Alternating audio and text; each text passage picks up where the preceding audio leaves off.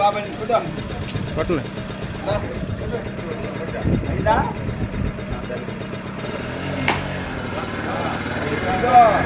గంట కట్టాను ఇంకోలేడా గంట కట్టాను నీకు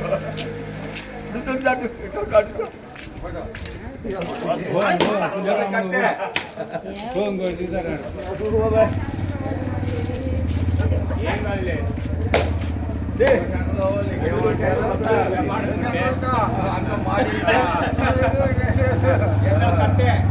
ఏమంటారు ఏమంటారు? అందరికి వచ్చిందా ఆఫీసు కూడా మన లైట్ లేదు అడగప్పుడు వెళ్ళి అలా అడ్డు తెచ్చి ఆడకూడదు